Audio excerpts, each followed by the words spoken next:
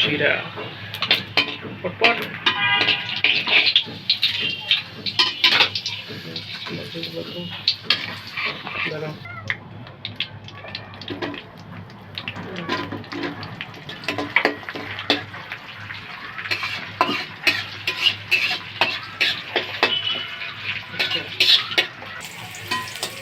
এখানে আমি সয়াবিন তেলের ভিতরে জিরা শুকনো মরিচটা আগে ফোড়ন দিয়ে পরে পেঁয়াজটা ভাজা নিলাম। পেঁয়াজটা প্রায় 50% ভাজা হয়ে গেছে।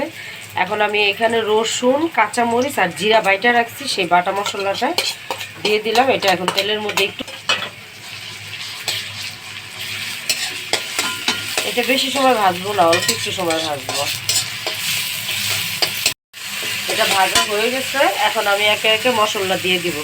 এটা রান্না করতে খুব বেশি একটা মশলা লাগে না। এই যে হলুদের গুঁড়া দিয়ে দিলাম, আর হচ্ছে স্বাদ মতো লবণ দিয়ে দিলাম। ওটা যাতে পুড়ে না যায় এর জন্য আমি একটু পানি দিয়ে দিলাম। পানি দিয়ে মশলাটা একটু ভালো করে কষিয়ে নিই। আমি একটা ডিম ব্যবহার করবো, তো ডিমটা আমি একটু ভালো করে ফেটে নিচ্ছি। এখানে কিছু কাঁচামরিচ কেটে রাখছি, কাঁচামরিচগুলো দিয়ে দিলাম। আমি এই রান্নাটায় কোনো গুঁড়ামরিচ ব্যবহার করতেছি না, অনেক শুকনো মরিচ দিচ্ছি আর এই যে কাঁচামরিচ দিয়ে দিলাম। ঠিক এতটুকু ঝালই আমি ব্যবহার করব, খুব বেশি একটা ঝালও হবে না আবার কমও হবে না, মোটামুটি ঝাল হবে। মশলাটা কষানো হয়ে গেছে। এখন আমি ধুয়ে রাখা মুগ আর মুসুরির ডাল এটা আমি দিয়ে দিচ্ছি। ডালটা আমি প্রায় 30%-এর মতো সিদ্ধ করব। আজকে আমি যে সবজিটা রান্না করতেছি এটা তো শীতের মৌসুম চলে যাচ্ছে, শীতের সবজি তো বাজারে এটা আর বেশি পাওয়া যাবে না। তো আজকে আমি একটু ভিন্ন রকম করে রান্না করতেছি। তো রান্নাটা আপনারা দেখতে থাকেন, দেখতে দেখতে যদি ভালো লেগে যায় তাহলে এইভাবে একবার রান্না করে খেয়ে দেখবেন। আশা করি ভালো লাগবে, খারাপ লাগবে না। এই টাইপের রান্নাগুলি ভালোই লাগে। তবে সম্পূর্ণ ভিডিওটা দেখেন, তাহলে বুঝতে পারবেন যে কীভাবে আমি রান্নাটা করছি। তো এখানে আমি সামান্য একটু পানি দিচ্ছি যাতে ডালটা যাতে গলে না যায়, বাট সিদ্ধ যেন হয়। আমি এই লেভেলের এটা রাখার জন্য এই যে এতটুকু পানি দিলাম। এটা এখন 30%-এর মতো আমি সেদ্ধ করব, তারপরে আমি বাকি সবজিটা এটার মধ্যে ব্যবহার করব। এই যে ডালটা এই যে 30%-এর মতো বয়েল হয়ে গেছে। এখন আমি দিয়ে দিব সেই স্পেশাল সবজিটা, সেটা হচ্ছে গিয়ে বাঁধাকপি। এটা আমি আগেই সেদ্ধ করে নিচ্ছি, সেদ্ধটা আপনাদের সাথে শেয়ার করিনি। এই যে এটা সেদ্ধ করে রাখছিলাম, প্রায় 50%-এর মতো সেদ্ধ করছি, বেশি সেদ্ধ করিনি। তো আজ আমি ডাল দিয়ে বাঁধাকপি ভাজি করতেছি। আর একটা ডিম কিছুক্ষণ আগে ফাটায় রাখছি, ওইটা আমি সুন্দর করে দিয়ে দিব যখন এটা ভাজা ভাজা হয়ে যাবে তখন। এখন আমি আগে এটা সুন্দর করে ডালের সাথে বাঁধাকপিটা ভাজা নিই।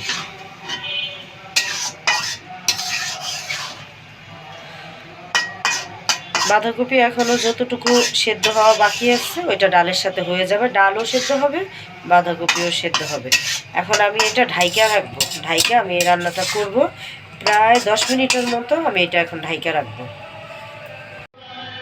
এটা আমি ঢাইকা রেখে গেছিলাম, 10 মিনিট হয়ে গেছে। এখন আর আমি ঢাইকা এটা রান্না করব না, ঢাকনা ছাড়াই এখন আমি এটা নাড়ে চেড়ে ভাজা ভাজা করে নেব।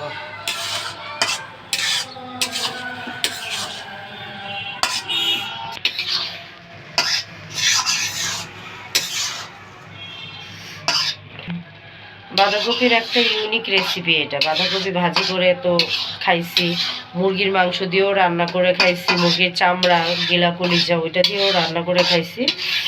আর এটা হচ্ছে ইউনিক একটা রান্না, ডাল দিয়ে বাঁধাকপি দিয়ে, প্লাস সাথে থাকবে হচ্ছে মজাদার ফ্যাটানো একটা ডিম।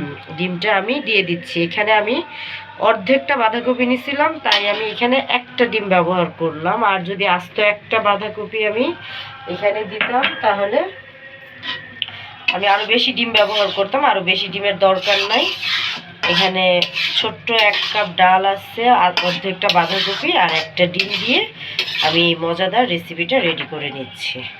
এখন আমি এটা নেড়ে চেড়ে ভাজা ভাজা করে নিব।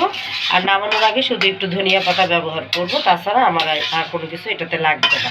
এটা আমার রান্নাটা হয়ে যাবে।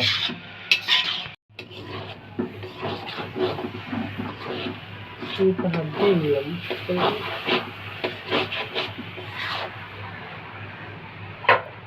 এটা হয়ে গেছে। এখন আমি ধনিয়া পাতাটা দিয়ে এটা আমি আরও 5 মিনিটের মতো জাল করব, যাতে ধনিয়া পাতার ঘ্রাণটা খুব সুন্দরভাবে এটার সাথে মিশে যায়। আর ধনিয়া পাতার এই সিজনে যে কোনো কিছুতে ধনিয়া পাতা দিয়ে রান্না করলে এটার স্বাদ আরও দ্বিগুণ বাড়ে। ধনিয়া পাতা ছাড়া মনে হয় কি রান্নাটা অসম্পূর্ণ, রান্নাটা হয়ই নেই। আমার কাছে তো এরকম মনে হয়। আবার অনেকেই আছে ধনিয়া পাতা পছন্দ করে না, খাইতে পারে না।